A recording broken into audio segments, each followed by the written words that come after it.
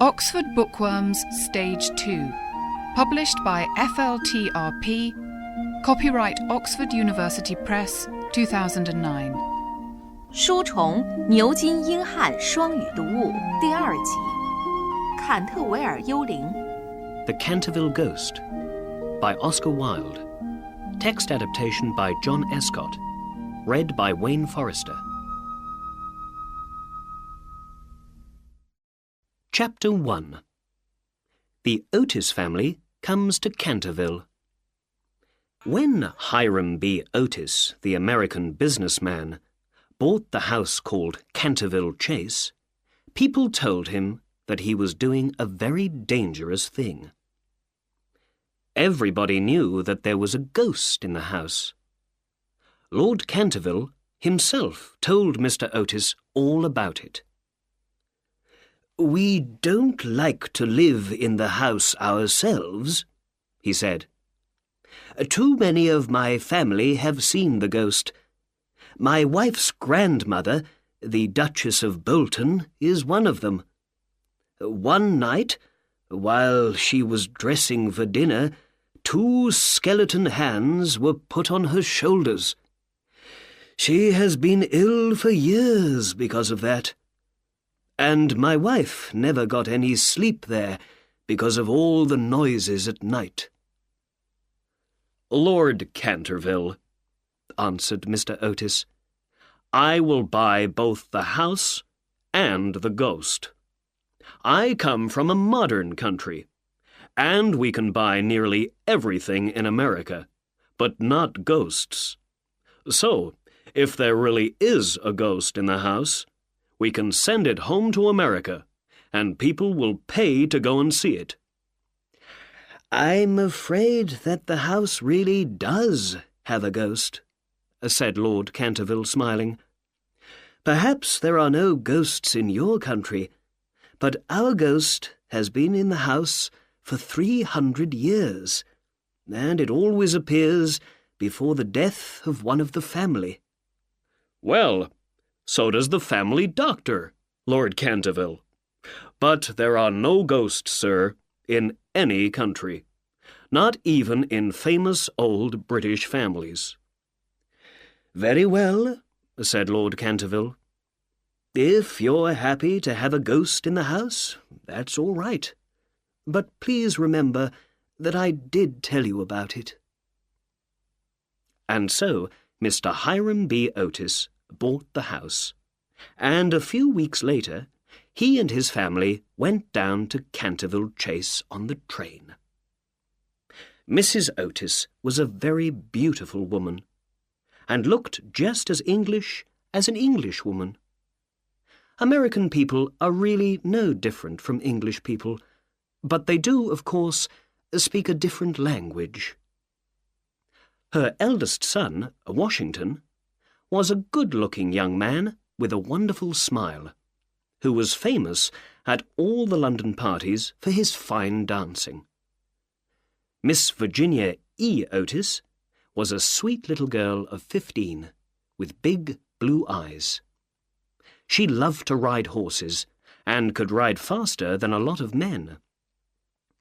One day, the young Duke of Cheshire saw her on horseback, and immediately asked her to marry him.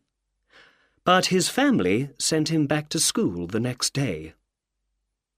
After Virginia came the twins, 2 happy, noisy little boys who were always laughing and playing tricks. It was a lovely July evening when the family got off the train.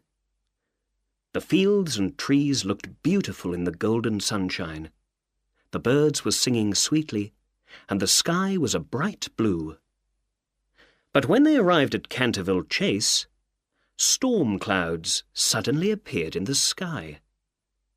Then 10 or 12 large black birds flew down over their heads, and big drops of rain began to fall. An old woman in a black dress was standing in the doorway of the house, waiting to meet them. This was Mrs. Umney, the housekeeper. "Welcome to Canterville Chase," she said. They followed her into the library, a long, dark room with a high window at one end. Here, tea was ready for them, so they took off their coats and sat down. Suddenly, Mrs. Otis saw a dark red stain on the floor near the fireplace. "Is that a stain on the floor there?" she asked.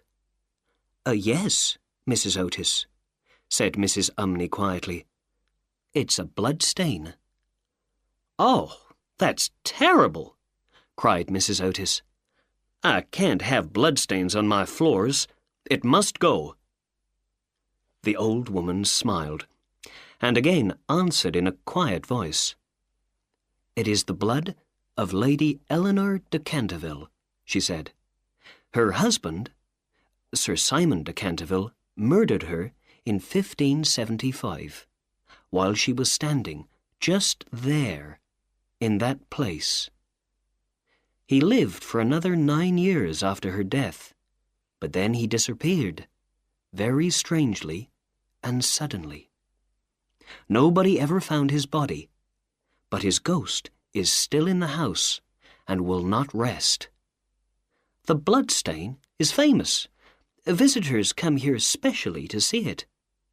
People have tried to clean it, but it will not go away." "Of course it will!" cried Washington Otis. "Pinkerton's famous stain cleaner will clean it up in a second."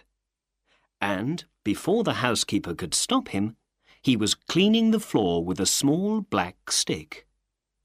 A minute later, the bloodstain was gone. "There you are," he said, smiling at the others. "Pinkerton can clean anything." But at these words, the storm outside suddenly began. A terrible flash of lightning lit up the room, and a second later came a great crash of thunder. Everyone jumped up at the sound of the thunder, and Mrs. Umney fainted. "What terrible weather this country has," said Mr. Otis. He sat down again and lit a cigarette. Mrs. Umney lay on the floor, with her eyes closed. Mrs. Otis looked at her. "My dear Hiram," she cried, "what can we do with a woman who faints?" "Tell her she has to pay some money," said Mr. Otis. "If she breaks a cup or something, she has to pay for it. So tell her to pay if she faints. She won't faint after that."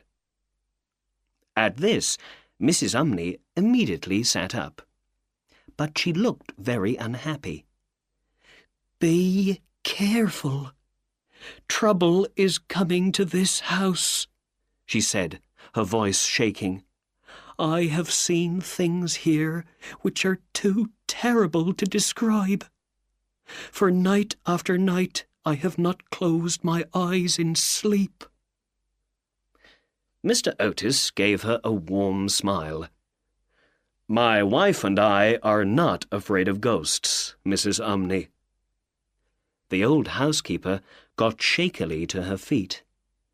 "You Americans are so strong," she said, "and so kind. You know, I have worked here for many, many years at the same pay, and—" "Okay, Mrs. Umney. We'll pay you more money," said Mr. Otis, still smiling. "Oh, thank you, dear Mr. Otis, and dear Mrs. Otis. Thank you very much."